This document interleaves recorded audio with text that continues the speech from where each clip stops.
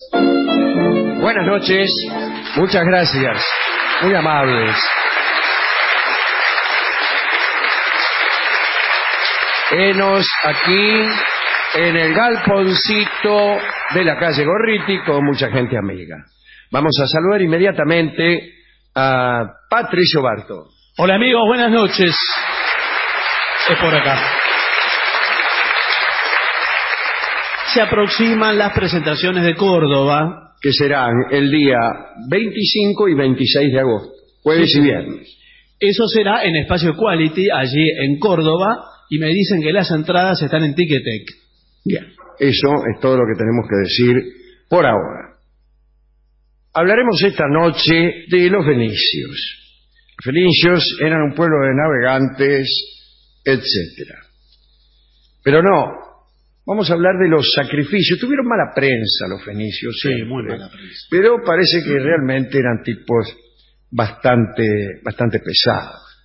Y en especial, más que los fenicios, probablemente sus sucesores, los cartagineses, que también eran fenicios, ¿no? Según se dice, bueno, la mala prensa empieza nada menos que en Roma, ¿no? Quizá antes, pero en Roma inundaron el mundo de literatura antifenicia. Tenían los medios hegemónicos, claro, en Roma en aquel momento. Los cartagineses, como sus antepasados los cananeos, inmolaban niños a sus dioses. Diodoro de Sicilia cuenta que había visto una gigantesca estatua metálica de Baal Hamón que tenía las manos ligeramente tendidas en dirección a la tierra, y en ella se colocaba a los niños que resbalaban y caían en una hoguera situada ante la estatua.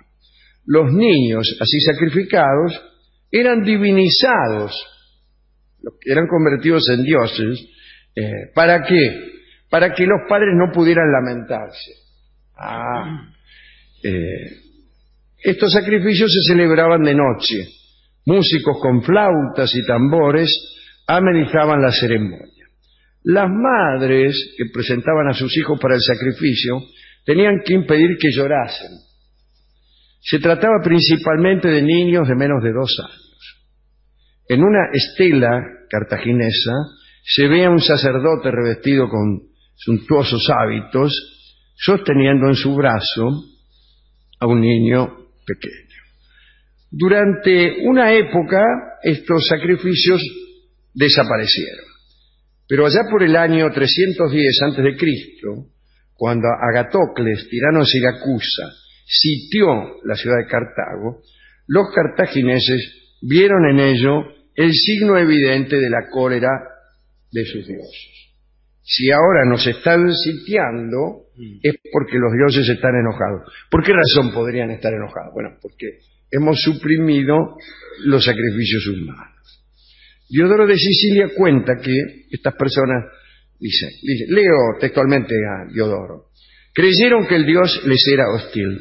En efecto, aquellos que antes sacrificaban a este dios los mejores de sus hijos, se habían dedicado a comprar secretamente niños que alimentaban y después enviaban al sacrificio. Se investigó y se descubrió que muchos de los niños inmolados habían sido sacrificados en lugar de otros. Y considerando estas cosas y viendo al enemigo acampado ante sus murallas, les invadió un terror religioso, que es el peor de los terrores. Al pensar que habían cesado en los honores tradicionales debidos a los dioses. Con el deseo de reparar sus errores, eligieron 200 niños de los más electos y los sacrificaron en nombre del Estado. Otros que estaban acusados se entregaron voluntariamente, bla, bla, bla. Después de su victoria sobre Agatocles, los cartagineses agradecieron a los dioses su ayuda, sacrificándoles unos cuantos prisioneros más. Cuando los romanos dominaron Cartago, prohibieron estos terribles holocaustos y crucificaron a los que continuaron celebrándolos. Extraordinario.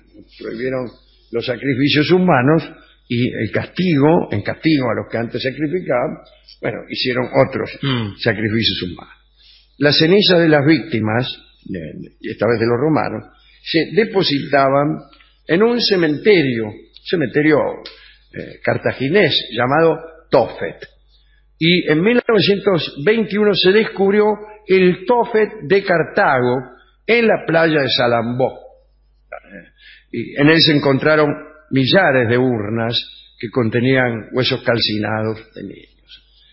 Bueno, parece que poco a poco se llegó a sacrificar animales en lugar de niños, y este sacrificio, el Molec, así se llamaba el sacrificio de niños, fue sustituido por el Molchomor, que es el sacrificio de un cordero. Jerón Cacorpino evoca esta evolución describiendo unas escenas y dice lo siguiente: el beneficiado es Carcopino, Sí. El beneficiado es siempre un niño al que el Dios reclama la vida y en cambio del cual, aliento por aliento, sangre por sangre, vida por vida, se contentó con un cordero como sustituto de la vida del niño. Hay también alguien que escribió sobre esto, fue Flaubert. Flaubert es el autor de una novela que se llama Salambó, escrita en 1862, que describe esta clase de ceremonias con detalles terroríficos, ¿no? En la novela, Salambó, que ahora también es el nombre de una playa, es la hija de Amílcar, célebre general cartaginés, que se hizo famoso durante la lucha contra Roma. Si es la hija de Amílcar, lamento informar que es la hermana de Aníbal, porque estoy seguro, de que Aníbal era el hijo de Amílcar, el general de Cartago, que luchó en las guerras púnicas, ¿no?, contra Roma. Y voy a leer a Flaubert, si me permiten. El gran ídolo, a cuyos pies ardía la hoguera sagrada, esperaba la ofrenda de los niños condenados a morir, que estaban en brazos de sus padres, envueltos en velos negros. El gran sacerdote de Moloch también suele decirse, el dios más malo de todo. El gran sacerdote de Moloch recogía uno por uno a los niños, mientras un coro de sacerdotes entonaba un himno sagrado, aunque su voz se perdía en la explosión de los instrumentos musicales que sonaban fuertemente para ahogar los gritos de las víctimas. La ceremonia duró todo el día y a medida que los sacerdotes se apresuraban, el frenesí del pueblo aumentaba.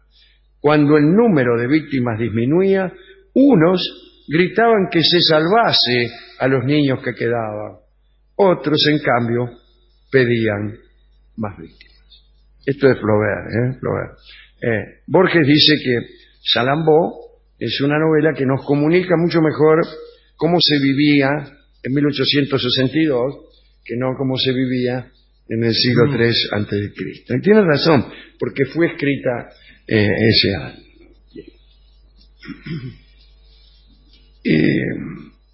Hay que decir que a veces la ofrenda no era un señor. Muchas veces eran ofrendas más pequeñas. Por ejemplo, productos de tipo agropecuario. No solamente animales, sino a veces también vegetales. ¿Qué sé yo? Una berenjena. Un kilo de papa. Sí. No, un kilo de papa no, porque la papa no fue todavía conocida no la hasta mucho después. Dice, había sacerdotes que se encargaban de esto, había toda una organización que administraba los ritos del culto. Y los sacerdotes eran los que interpretaban los caprichos divinos y se lo transmitían al resto de los mortales. Y aquí el redactor agrega un gesto de duda, dice, los transmitían al resto de los mortales con la consiguiente manipulación subjetiva. ¿Por qué dudar así? Y bueno, Usted piensa que cada tipo que nos comunica las decisiones del Dios nos está manipulando. Evidentemente. Esta organización sacerdotal estaba estratificada. El propio rey y su esposa eran portadores de un carácter sagrado que los situaba por encima del resto de los mortales. Pero por debajo del monarca estaba un sacerdote principal, una suma sacerdotisa y toda una serie de personal menor que se hallaba al servicio del templo, como sirvientes, escribanos, músicos, panaderos, barberos, eunucos, entre otros, ¿no? Bueno, desde luego andaban con vestimentas convenientemente suntuosas. El Antiguo Testamento ya se refiere al hábito de los fenicios de entregar a sus hijos e hijas al fuego sagrado, ¿no? Y ya como hemos citado a Diodoro, pero también Plutarco, Tertuliano, afirman que los fenicios practicaban un rito sacrificial denominado Mlk o Molk. En un texto de Ugarit también se hace alusión al sacrificio de seres queridos para obtener el favor de Baal, que era otro dios que también era malísimo. Cuando hablamos de fenicios, hablamos también de cartagineses. Cartago fue una colonia fenicia. Bueno, los tipos que estaban ahí eran iguales de fenicios, como en la Magna Grecia, se habla de las colonias griegas de Italia, se habla de griegos. Eran también griegos los tipos. Bueno, en general, lo más elegante era ofrecer al Dios el sacrificio del hijo primogénito. También podían ofrecerse hijos no primogénitos, pero ya no era tan bien visto. Y eran los líderes ciudadanos quienes, dando ejemplo, debían inmolar antes que nadie a uno de sus hijos en tiempos de grave peligro, ¿no? ¿Esto para qué? Bueno, para aplacar la furia divina y evitar las catástrofes. Digamos esto. Es una cosa espantosa, ¿no? No voy a leer esto, no quiero leer esto. Pero las ciudades principales de Fenicia, o sea, Biblos, Sidón, Tiro, fueron quizás las primeras que se parecieron a las metrópolis actuales. ¿Qué sentido tiene lo que voy a decir? Que aquella era una comunidad muy comercial, muy de navegantes, muy de comerciantes, de traficantes. Y suele pensarse que estas comunidades no son tan salvajes en sus religiones. Pues bien, no hubo una religión más salvaje que esta. Ahí estaban las ciudades, digo, para certificar esta idea del parecido con las metrópolis actuales. Estaba la ciudad de Tiro y luego la ciudad de Nueva Tiro. Frente a la ciudad de Tiro había una isla. Ahí empezó a construirse también, con el crecimiento de la ciudad, y hicieron como un puente. Y después el puente se hizo península y después se unió. Y quedaron pegadas Tiro y Nueva Tiro. Y eran ciudades de navegación, se hacía escala allí, ciudades de viajeros, de comerciantes. Y entonces empezaron a hacer unos edificios de hasta 5 y 6 pisos. Era lo que te digo. ¿Cómo los hacían?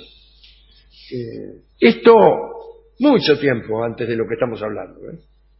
Mucho tiempo, ya en el segundo milenio antes de Cristo. En tiempos posiblemente del nuevo imperio egipcio, el año 1300 a.C., 1400. 5 pisos, construían el de abajo muy ancho, muy grande. El segundo piso, nosotros llamamos el primero, más finito, más finito, más finito, hasta que llegaban al último, que era chiquitito. Como una pirámide azteca.